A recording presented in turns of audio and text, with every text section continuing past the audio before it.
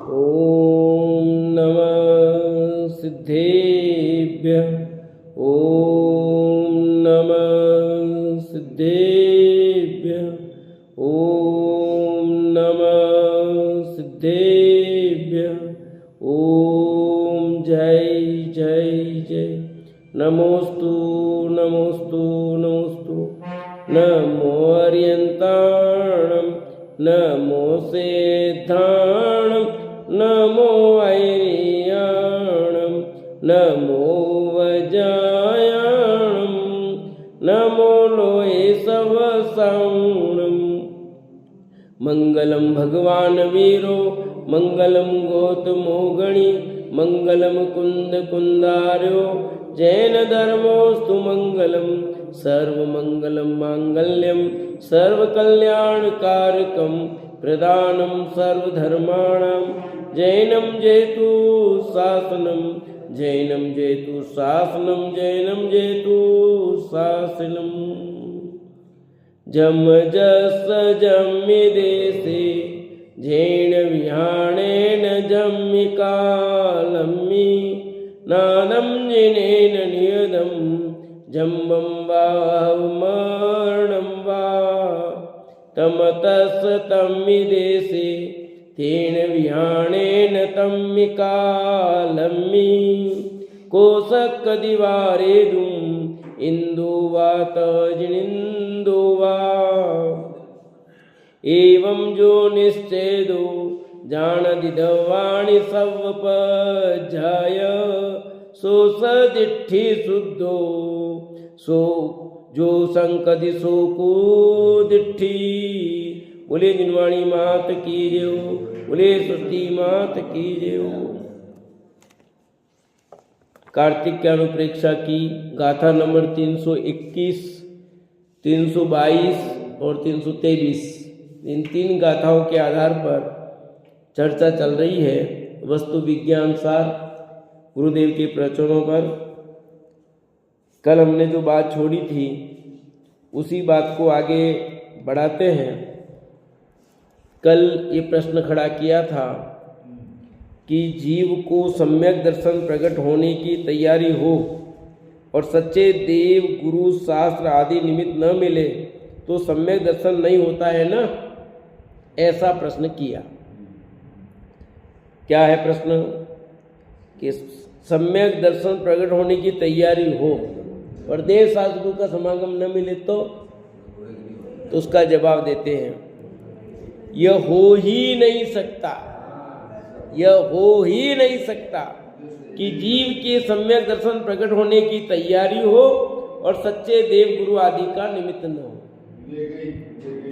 जब उपादान कारण तैयार होता है तब निमित्त कारण स्वयं आ जाता है, किंतु कोई किसी का कर्ता नहीं होता।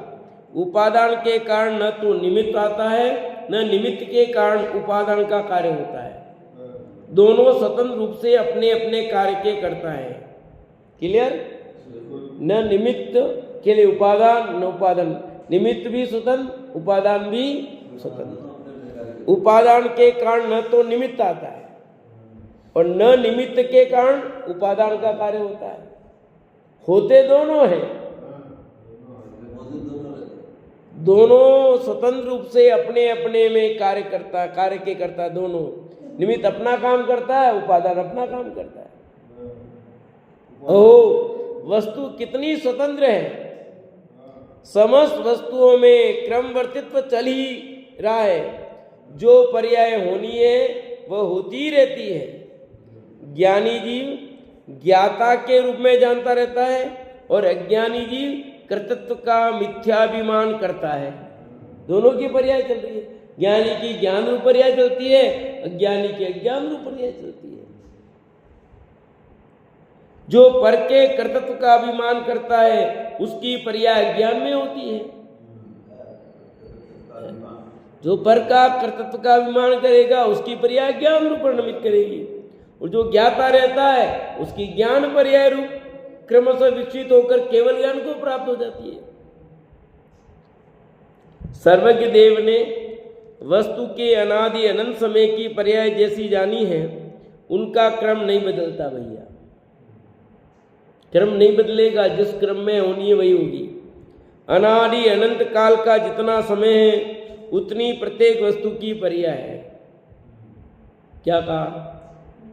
अनादि अनंत काल का जितना समय है उतनी ही पर्याय वस्तु की, क्योंकि एक समय की एक पर्याय, तो जितने समय है उतनी पर्याय है। किसकी? प्रत्येक द्रव्य की, प्रत्येक वस्तु की, जितनी वस्तुएं विश्व में। वस्तु स्वयं अपने उत्पाद व द्रव्य से प्रत्येक समय की पर्याय रूप अर्पण करती है। क्या कहा? वस्तु स्वयं अपने उत्पाद और व्यय और द्रव्य, तीन के ना, उत्पाद व्यय और द्रव्यपना। उत्पाद है उसी समय व्यय है, और उत्पाद व्यय के समय द्रव्यपना भी रहता है। प्रत्येक समय की पर्याय रूप वर्णन करती है वो। इस क्रम से जितने समय उतनी पर्याय। यदि मान लो समझने के लिए 1,00,000 समय है तो 1,00,000 पर्याय है, तो अनंत समय है इसलिए पर्याय भी अनंत ने अनंत अनंत अनंत अनंत अनंत समय है।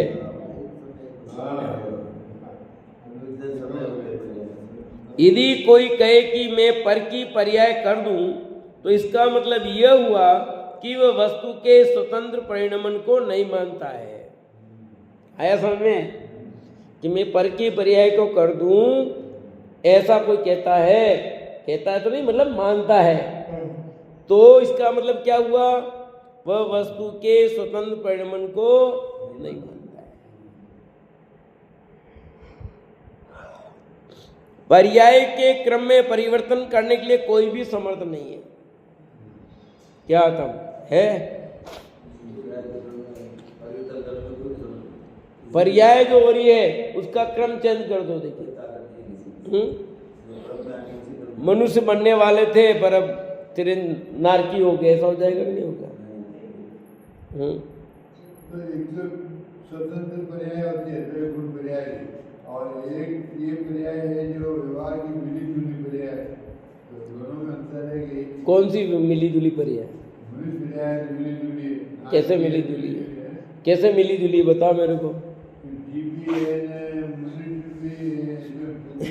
मिली जुली पर्याय कभी नहीं होती। कहाँ ये शरीर की पर्याय शरीर में, जीव की पर्याय जीव में, मिली जुली कहाँ से हो गई? कोई पर्याय मिली जुली नहीं होती है। तो दोनों की पर्याय न्यारी न्यारी है। जीव की पर्याय जीव रूप, मनुष्य की पर्याय मनुष्य, और इसमें इसी शरीर में जो आत्मा के प्रदेश है मनुष्य आकार, ठीक है, वो जीव की पर्याय है। दोनों की पर्याय न्यारी न्यारी, मिली जुली पर सरकार नहीं चलती है यहाँ, वो गिर जाती है। ठीक है, ये मिली जुली पर्याय नहीं है कोई। मनुष्य हो, नारकी हो, तिरंज हो, देव हो, कोई भी हो, कोई भी पर्याय मिली जुली नहीं है। सबकी पर्याय स्वतंत्र स्वतंत्र है, न्यारी न्यारी है। कभी भी मिली जुली पर्याय नहीं कहना। बिल्कुल, दोनों के गुण न्यारे, दोनों की पर्याय न्यारी, दोनों का कार्य न्यारा, सब स्वतंत्र स्वतंत्र है। हमें नहीं समझ में आ रहा है वो अलग बात है, कार्य दोनों के न्यारे हैं। शरीर ने कभी जानने का काम किया हो तो बताओ? नहीं किया। बस कार्य न्यारे, क्षेत्र न्यारा, स्वभाव न्यारा, सब न्यारा न्यारा है, और रहते भी न्यारे न्यारे ही है। अपने अपने क्षेत्र में रहते, सब एक जगह भले रह रहे हो पर अपने अपने क्षेत्र में रह रहे, कोई किसी में नहीं रहता है। सर्वज्ञ देव ने वस्तु की अनादि अनंत समय की पर्याय जैसी जानी है, उनका क्रम नहीं बदलता। अनादि अनंत काल का जितना समय है उतनी प्रत्येक वस्तु की पर्याय है। वस्तु स्वयं अपने उत्पाद व द्रव्य से प्रत्येक समय की पर्याय रूपण करती है। इस क्रम से जितने समय उतनी पर्याय है। यदि कोई कहे कि मैं पर की पर्याय कर दूं, इसका मतलब यह हुआ कि वस्तु के स्वतंत्र परिणमन को नहीं मानता है। पर्याय के क्रम में परिवर्तन करने के लिए कोई भी समर्थ नहीं है। को सक दीवारे दूं, इस क्रमबद्ध पर्याय के सिद्धांत में केवल ज्ञान का स्वीकार है। क्या लिखा? इस क्रमबद्ध पर्याय के सिद्धांत को स्वीकार करना मतलब केवल ज्ञान का स्वरूप स्वीकार कर लिया। इसमें श्रद्धा ज्ञान का अनंत पुरुषार्थ है, श्रद्धा का और ज्ञान का। क्योंकि बात समझ में नहीं आ रही है अभी भी लोगों को, उनको तो नहीं आ रही अलग बात है, पर जो कहते हम जानते क्रम तो उनको ही नहीं आ रही अभी तो। जब अनादि अनंत अखंड द्रव्य को प्रतीति में लेते हैं तब क्रमबद्ध पर्याय की श्रद्धा होती है। क्या लिखा? जब अनादि अनंत अखंड द्रव्य की प्रतीति में लेवे तो उसे क्रमबद्ध पर्याय की प्रतीति होती श्रद्धा होता है। क्योंकि क्रमबद्ध पर्याय का मूल तो वही है। जो जीव स्वसन्मुख होकर ज्ञान स्वभाव की श्रद्धा करता है और चैतन्य के केवल ज्ञान की प्रतीति करके ज्ञान भाव रूप परिणमित होता है, उसे ही क्रमबद्ध पर्याय का सच्चा स्वरूप ख्याल में आता है। सबको नहीं आता है। मेरी पर्याय रूप मेरा द्रव्य प्रणमता है। आया?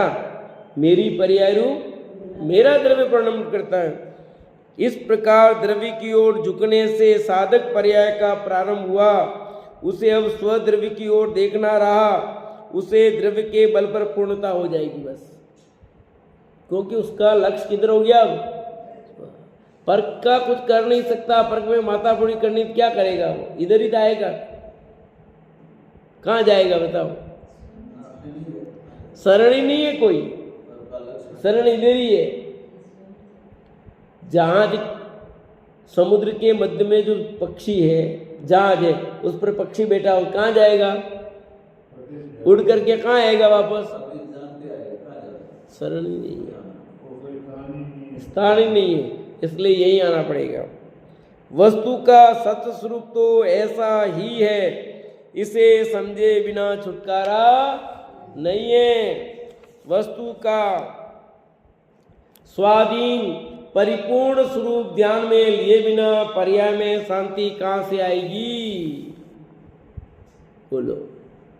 यदि सुख दशा चाहते हो तो यह वस्तु स्वरूप जानना पड़ेगा, जिससे सुख दशा प्रकट हो सके।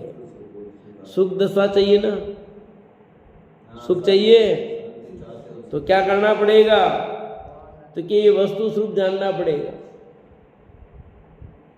आता ना, वस्तु स्वरूप विचारते मन पावे विश्राम। तो आप सुख चाहते कहो या विश्राम कहो, आनंद कहो, उसके लिए लिखा ये वस्तु स्वरूप जानना पड़ेगा, जिससे सुख दशा प्रकट हो सके। अहो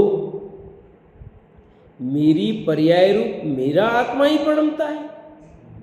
इस प्रकार जिसने निश्चय किया उसे अपने में ज्ञान स्वभाव की सन्मुखता से संभाव ज्ञाता भाव हो जाता है ना। जिसको ये ख्याल में आ गया, ये श्रद्धान हो गया, निर्णय हो गया, प्रतीति हो गई कि मेरी पर्याय रूप मेरा आत्मा ही परिणमित होता है, दूसरा कोई परिणमित नहीं करता। मेरी पर्याय रूप कौन परिणमित होगा? वो कुत्ता है जो हड्डी चबा रहा है और उसके जबड़े से खून आ रहा है, उसको क्या लग रहा है?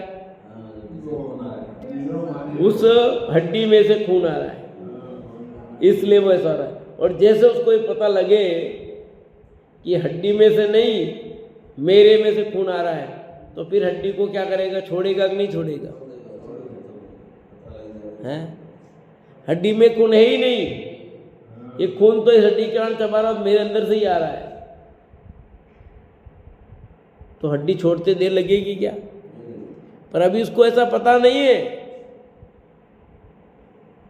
अभी लग रहा हड्डी में से है, उसे लगा कि ये खून तो मेरे में से ही आ रहा है, तो हड्डी छूटते देर नहीं लगी फिर उसको। ऐसे ही इसको लगे मेरी पर्याय रूप मेरा ही आत्मा परिणमित होता है, तो पर को छोड़ देगा। जिसने निश्चय किया उसे अपने ज्ञान स्वभाव की सन्मुखता में संभाव ज्ञाता भाव हो जाता है। उसे पर्याय को बदलने की आकुलता नहीं रहती। क्यों? ये बदल दो, ये बदलने की आकुलता रहती। क्योंकि जो पर्याय होनी है वो होगी। फिर कौन आत्महत्या करेगा, ये समझ में आ जाएगा तो बताओ, हैं? कौन आत्महत्या करेगा? क्योंकि पर्याय तो निश्चित है ना। आत्महत्या करने से दुख से छुटकारा हो जाएगा, हैं? नहीं होगा भैया, किसी नहीं होगा। जो पर्याय आपकी अगली तय है वो होगी, और तुम्हारे यदि आत्महत्या की पर्याय होनी तो होगी, कोई बदल नहीं सकता उसको, ये पक्का समझना। जिसकी पर्याय आत्महत्या रूप देखी गई है उसकी पर्याय वैसी होगी। जिसका मरण जिस रूप में देखा गया उसका मरण वैसे ही होगा। यदि उसका मरण कुएं में गिर करके या कोई फेंक देगा, जैसे रूप में देखा गया वैसा होगा। कई डूब के मर जाते हैं, कोई खड्डे में गिर करके मर जाता है, कोई लटक जाता है, कोई दूसरा मार डालता है। हाँ, बिल्कुल नहीं, गलत बात। ये डराने की बात है, डराने की बात है, बिल्कुल ऐसा नहीं होता। सैनिक राजा ने आत्महत्या की है, ठीक है, अभी नरक में है, सम्य दृष्टि है, अब आएंगे वो तो तीर्थंकर बनने वाले हैं। क्या हुआ? और वो तो अब तीर्थंकर बनने वाले सैनिक, तो अब क्या करें? अगले ही भव में एक भव तो वो हो गया, दूसरा हो गया, अब 7 भव ऐसे होते तो क्या होता फिर बता? बिल्कुल नहीं, ऐसा नहीं हो। ये तो लोग सामान्य कथन कर दिए हैं समझाने के लिए।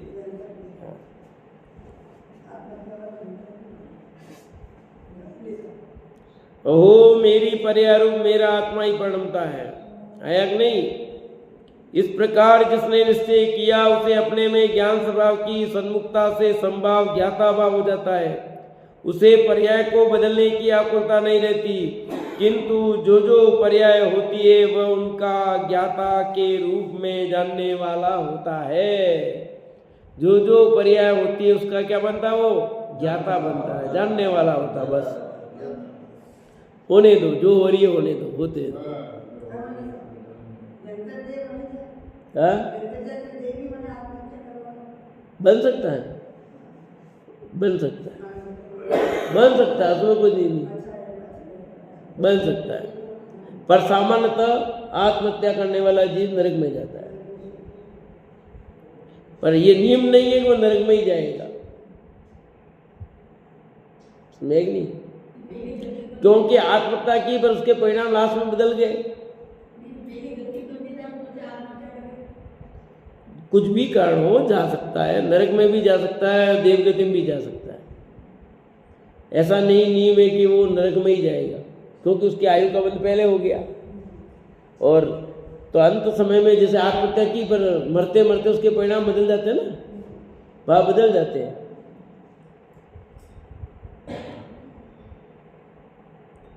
एक बार जिसने गोली खा ली पर लास्ट में बचना चाहता तो भी बच नहीं सकता है, फांसी पे लटक गया, अरे यार उतर, अब उतर नहीं सकता को, चक्कर ऐसा पड़ता है।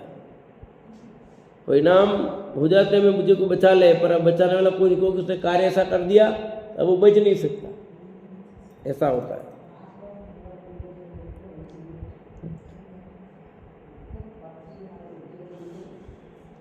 जो ज्ञाता के रूप में जानने वाला होता है उसे केवल ज्ञान होने में विलंब कैसा?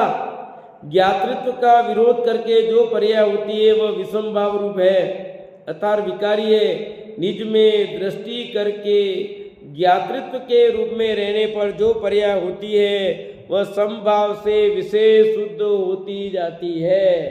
क्या लिखा? ज्ञातृत्व के रूप में रहने पर जो पर्याय हो रही है ना वो समभाव से विशेष शुद्ध होती है, समता भाव से शुद्ध शुद्ध होती हुई आगे बढ़ती है। जीव का सब कुछ अपनी पर्याय में ही समाविष्ट होता जाता है। यदि अपनी पर्याय को स्वदृष्टि से करे तो शुद्ध हो, और यदि पर दृष्टि से करे तो शुद्ध हो। क्या कहा? स्वदृष्टि से करे तो और परदृष्टि से करे तो अशुद्ध होगी। शुद्धता अशुद्धता का पर के साथ संबंध नहीं है, किंतु दृष्टि किस ओर जाती है इस पर शुद्ध अशुद्ध पर्याय का आधार है। आपकी दृष्टि से संबंध है, वस्तु में नहीं। अपनी दृष्टि पर की ओर जा रही है कि स्व की ओर जा रही है? कोई जीव शुभ भाव करने से पर वस्तु, देव शास्त्र गुरु अथवा मंदिर इत्यादि ये पर वस्तु गए, को प्राप्त नहीं कर सकता, और अशुभ भाव करने से कोई रुपया पैसा इत्यादि पर वस्तु को प्राप्त नहीं कर सकता। जो पर वस्तु जिस काल में जिस क्षेत्र में आनी होती है, वह वस्तु उस काल में उस क्षेत्र में स्वयं आ जाती है, वह आत्मा के भाव के कारण नहीं आती। क्या लिखा? जिस काल में जिस क्षेत्र में जो वस्तु आनी होती है वो आ जाती है उस काल उस क्षेत्र में, वह आत्मा के भाव के कारण नहीं आती। वस्तु की समस्त पर्याय अपने क्रमबद्ध नियमानुसार ही होती है, उसमें कोई अंतर नहीं पड़ता। इस समझ में वस्तु की प्रतीति और ज्ञान स्वभाव की सन्मुखता रूप वीर्य प्रकट होता है। इसे मानने पर जीव अनंत पर द्रव्यों के कर्तृत्व को छेद कर मात्र ज्ञाता हो जाता है। क्या रहता? मात्र ज्ञाता रहता है। इसमें सम्यक दर्शन का ऐसा अपूर्व पुरुषार्थ भरा हुआ है कि जैसा अनंत काल में भी कभी नहीं किया था। ये अनंत पुरुषार्थ है, ये निर्णय में अनंत पुरुषार्थ। चारित्र में ज्यादा अनंत पुरुषार्थ नहीं है। पहला काम श्रद्धा वाला है। श्रद्धा सच्ची होगी तो आगे का काम सब सही होने वाला है। अभी ये ज्ञान और श्रद्धा सच्ची नहीं हुई तो सब मामला ढेरी है। जैसे आत्मा अपनी क्रमबद्ध पर्याय रूप होता है, उसी प्रकार जड़ भी अपनी अपनी क्रमबद्ध पर्याय रूप होता है। कर्म की जो जो अवस्था होती है उसे आत्मा नहीं करता, किंतु वे परमाणु ही उसे पर्याय रूप होते हैं। आ गया आपके प्रश्न का जवाब? शरीर और आत्मा आ गया। कर्म के परमाणु में उदय उदीर्णा इत्यादि जो 10 अवस्थाएं करण है, वे परमाणु की क्रमबद्ध दशा है। किसकी है? परमाणु की। आत्मा के शुभ परिणाम के कारण कर्म के परमाणु की दशा नहीं बदल गई, किंतु उन परिणामों में ही, उन परमाणुओं में ही उस समय वह दशा होने की योग्यता थी, इसलिए वह दशा हुई है। अब ये बात समझ में आ गई? आप जैसे परिणाम करते हो उसके अनुसार क्रमबद्ध होता है ना। तो कहते हैं वो जो क्रमबद्ध हुआ है ना, कर्म का बंधन हुआ है ना, वो कर्म का बंधन पुद्गल परमाणु का भी स्वतंत्रता। उन परमाणुओं को उस काल में उस रूपी परिणाम होने वाले थे। इधर आपका परिणाम करना और उनका वैसा परिणाम होना, ऐसा ही निमित्त नैमित्तिक संबंध है ख्याल में? जीव अपनी दशा में पुरुषार्थ करता है और उस समय कर्म के परमाणु की क्रम दशा उपसम उदीर्णा रूप समय होती है। परमाणु में उसकी अवस्था उसकी योग्यता से उसके कारण से होती है, किंतु आत्मा उसका कुछ करता नहीं। आत्मा उसका कुछ नहीं करता है। साफ साफ दिखता हुआ करता दिखता है, फिर भी कुछ नहीं करता है, कि सचमुच नहीं करता है। व्यवहार में तुम्हें जो बोलना बोलो, पर सच्चाई यही है कि आत्मा कुछ नहीं करता है। आत्मा अपने उपयोग रूप परिणमन करता है, शुद्ध उपयोग रूप, उधर उपसम उदीर्णा जो होना वो होता है। आत्मा क्या करता कर्मों को करने के लिए? बताओ। आपके शरीर में जो कुछ हो रहा है उसके लिए आप क्या करते हो? मैं बताओ मुझे। आप क्या कर रहे हो? शरीर में जो भी हो रहा है तो फिर ये ऑटोमेटिक काम हो रहा है कि नहीं मैंने ये खाया था, ये किया था, ये किया था तब ऐसा हुआ है। हाँ, कुछ खिलाओ पिलाओ तो शरीर मोटा बनेगा। हाँ, ज़्यादा खाते तो मोटा हो जाते हो। पतला करो शरीर, थोड़ा पतला करो, ज़्यादा मत खाओ, थोड़ा जूस पियो, ये करो। बोलो होगा कि नहीं होगा?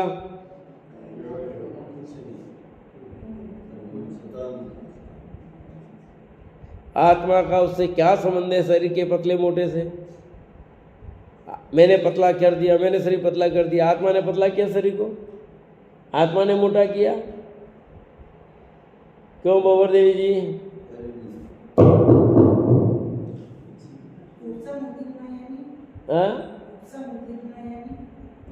उपसम कर्मों का उपसम अलग है, उदीर्णा उदयाना, उपसम ने दबे रहना, सब अलग अलग ही नहीं। कर्म का उपसम, कर्म दबे हुए हैं, उदीर्णा उदय में आकर के खिल रहे हैं। या कह रहे उपसम उदीर्णा और उपसम होती है परमाणु में, उसकी अवस्था उसकी योग्यता से उसके कारण से होती है, किंतु आत्मा उसका कुछ नहीं कि करता है, कुछ नहीं करता। प्रश्न, कर्म यदि प्रमाणु की क्रमबद्ध पर्यायी है तो फिर जैनों में तो कर्म सिद्धांत के विपुल शास्त्र भरे पड़े, उसके संबंध में क्या समझा जाए? क्या समझ में आया प्रश्न? आप ये कहते हो कि परमाणु की क्रमबद्ध पर्याय होती है, कर्म कुछ नहीं, तो इतने शास्त्र जिनागम तथा जिनागम भरा पड़ा है कर्म के बारे में। गोमटसार, जीव कांड, गोमटसार, कर्म कांड, त्रिलोक सार, चपना सार, सम्यज्ञान चंद्रिका, न जाने कितने कितने अगाध ग्रंथ हैं जिसमें कर्मों की तत्वार सूत्र देख लो, सर्वासिद्ध देख लो, सब में कर्म, ज्ञानावणी, दशनावणी, मोनी, अंतराय, आयु, नाम, गोत्र, सब नाम, फिर उनकी प्रगतियाँ, उनके उपसम, छह, इसके कारण ये जीव ऐसा परिणाम करेगा, ये होगा, ऐसा करेगा, ऐसा होगा, सब भरे पड़े हैं। और आप कहते हो उससे कुछ नहीं होता है।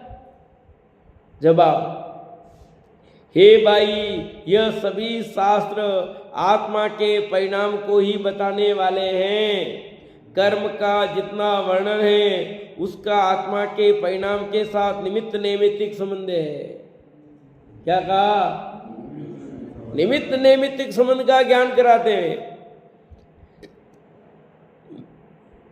आत्मा के परिणाम किस किस प्रकार के होते हैं यह समझाने के लिए उपचार से कर्म में भेद करके समझाया है। आत्मा में परिणाम किस किस प्रकार के होते हैं ये समझाने के लिए उपचार से सब भेद करके समझाया। निमित्त नैमित्तिक संबंध का ज्ञान कराने के लिए कर्म का वर्णन किया, किंतु जड़ कर्म के साथ आत्मा का कर्ता कर्म संबंध नहीं है। निमित्त नैमित्तिक संबंध का ज्ञान कराने के लिए वो वर्णन है, आत्मा उन जड़ कर्मों का करता है ये ज्ञान कराने के लिए नहीं। पकड़ में आई बात? कि आत्मा उन जड़ कर्मों का करता है ये ज्ञान कराने के लिए वो जिनवाणी नहीं है। वो तो ये बता रहे क्या निमित्त नैमित्तिक संबंध होता है। निमित्त नैमित्तिक संबंध। प्रश्न किया, बंध, उदय, उदीर्ण, उपसम, अपकर्षण, उत्कर्षण, संक्रमण, सत्ता, निद्यत और नैकाचित, ऐसे 10 प्रकार के करण, मतलब कर्म की अवस्था के प्रकार क्यों कहे गए? ये 10 प्रकार के कारण क्यों कहे गए? जवाब, इसमें भी वास्तव में तो चैतन्य की ही पहचान कराई गई है। तो क्या एंगल है गुरुदेव का, देखो भाई है? क्या कह रहे हैं? इसमें भी वास्तव में चैतन्य की पहचान कराई गई है। किसकी पहचान कराई है? कर्म के जो 10 प्रकार बताए हैं वे आत्मा के परिणामों के प्रकार बताने के लिए है। क्या बताया? आत्मा के परिणाम कैसे होते हैं उन परिणामों को बताने के लिए आत्मा का पुरुषार्थ वैसे 10 प्रकार से हो सकता है, ये बताने के लिए कर्म के भेद करके समझाया है। आत्मा के पुरुषार्थ के अनुरूप परमाणु भी उसकी योग्यता से स्वयं परिणाम करते हैं। आत्मा के पुरुषार्थ के अनुरूप वे पुद्गल के परमाणु भी स्वयं अपनी योग्यता से परिणमित होते हैं।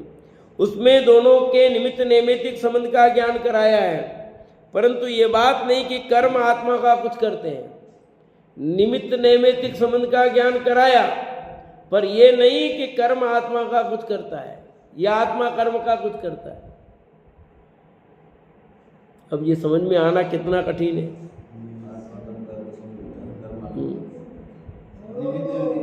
इतनी सच्ची बात समझ में आना, इसका लिखा अनंत पुरुषार्थ चाहिए, इसमें अनंत पुरुषार्थ चाहिए।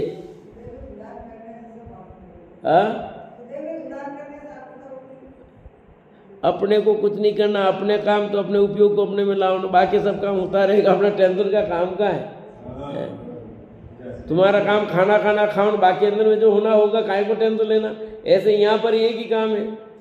ये सब समझाने के लिए अपना उपयोग तो अपने में लाने का पुरुषार्थ करो, ये सत्य का निर्णय कर लो, सब हो जाएगा काम। कर्म का प्रत्येक परमाणु भी द्रव्य है। वह द्रव्य अपनी 3 काल के पर्याय से स्वयं परिणमन करता है। एक द्रव्य दूसरे द्रव्य रूप, एक गुण दूसरे गुण रूप। द्रव्य में रहने वाले अनंत गुण बिखर कर अलग अलग नहीं होते। तो फिर कैसे हो जाएगा बोलो जीव और पुद्गल का काम? न जीव पुद्गल का काम करता है, न पुद्गल जीव का काम करता है। सब अपना अपना ही काम करते हैं भैया। चलो जीव पुद्गल का काम तो नहीं करता है, पर एक जीव दूसरे जीव का काम तो करता है। हाँ? कैसा नहीं करता? आपके कितने काम मम्मी करती है? नहीं करते हो आप? इनका काम आप करते हो नहीं करते हो? रोज नहीं करते, झूठ बोल रहे हो बुढ़ापे में। हाँ, बुढ़ापे में झूठ इतना, कल से बंद करवा दूं काम है? अरे भाई सच्ची है ये, कोई किसी का कुछ नहीं करता, अपना अपना ही करता है। ये व्यवहार की भाषा में जो कहना तुम कहो, ये शब्दों की भाषा वर्गना में तुम्हें जो कहना कहो, पर सत्य यही है, एक भी द्रव्य दूसरे द्रव्य का काम करता ही, अपना अपना काम सब करते हैं। आप अपना काम करते हो, मैं अपना काम करता हूं।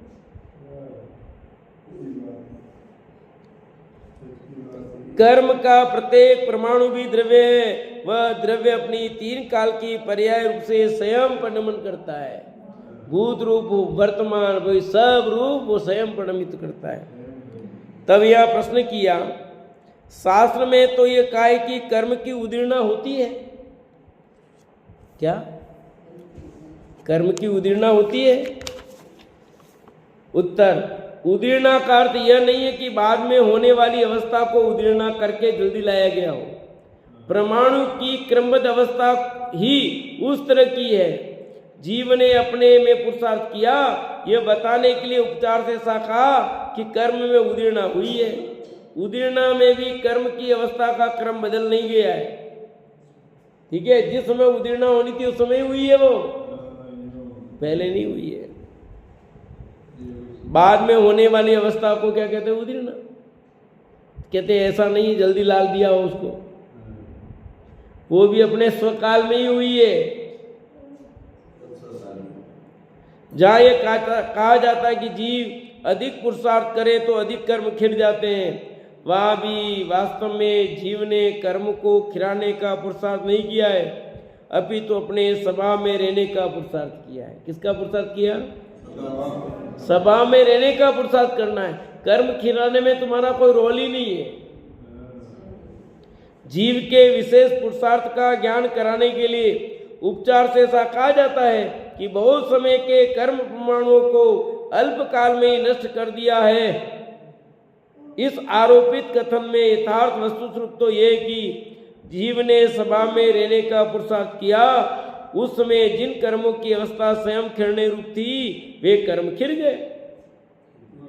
जो खिरने थे वही खिरे, तो उदीर्णा नाम क्यों रखा? फिर भैया तुम्हारी दृष्टि में तुम्हें क्या लग रहा है? ये केवली भगवान ने उन कर्मों की उदीर्णा देखी थी तो हुई। केवली भगवान के ज्ञान में तो पहले ही दिखा गया था कि कर्म इस काल में खिरेंगे, भले इतने काल के बंधे पर उस समय नहीं, पहले ही गिर जाएंगे। वो हमारी अज्ञानता, हमारी हिसाब से बात, पर सच्चाई भी है कि वो अपने स्वकाल में ही खिरे।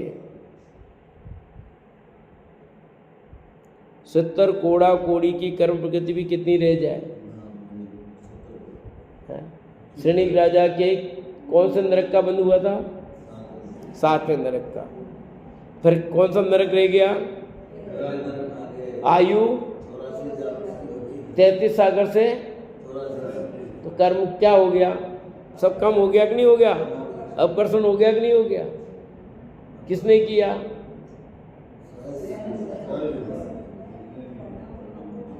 ये किसने नहीं किया, ये कहते हैं।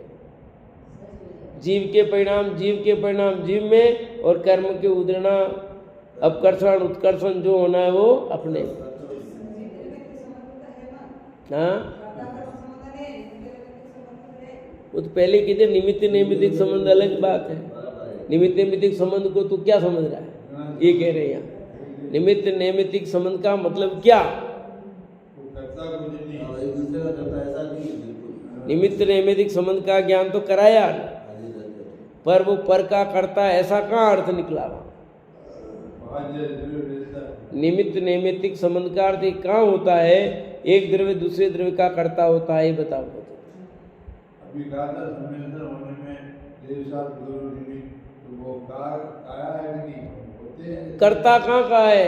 हाँ, करने की बात का है, उन्होंने थोड़ी कराएगा। इस आरोपित कथन में यथार्थ वस्तु स्वरूप तो ये कि जीव ने सभा में रहने का पुरुषार्थ किया। उस समय जिन कर्मों की अवस्था स्वयं खिरने रूप थी वे कर्म खिर गए। जीव अपने स्वभाव रूप रहा और जिन कर्मों का खिरना था वे खिर गए। परमाणु की अवस्था में क्रम में भंग नहीं पड़ता। बहुत काल के कर्म क्षण भर में नष्ट कर दिए। इस कथन का तात्पर्य इतना ही समझना चाहिए कि जीव ने अपनी पर्या में बहुत सा पुरुषार्थ किया है, बस। क्या अर्थ निकाला है कि बहुत काल के कर्म जो बने थे ना वो क्षण भर में नष्ट कर दिए। इसका क्या अर्थ निकालना? कितनी नींद निकालोगे?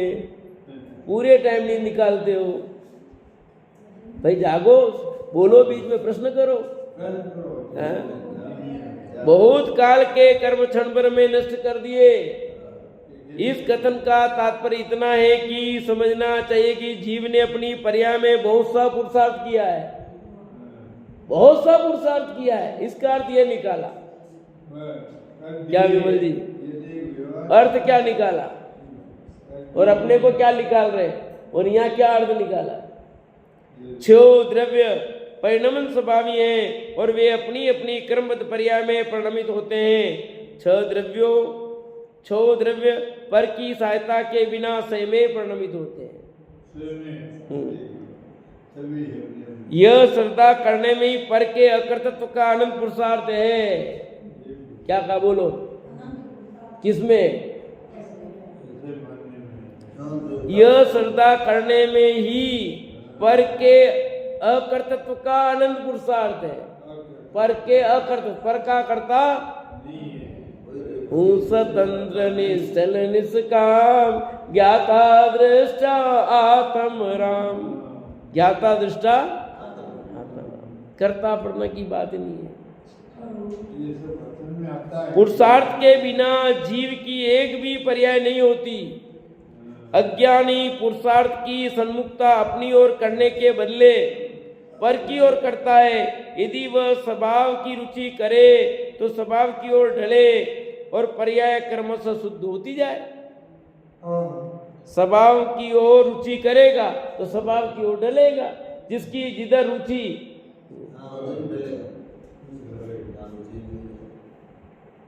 हम बैठे थे वहां शाश्वत धाम में, प्रकाश जी चर्चा कर रहे थे कि काम क्यों नहीं हो रहा है।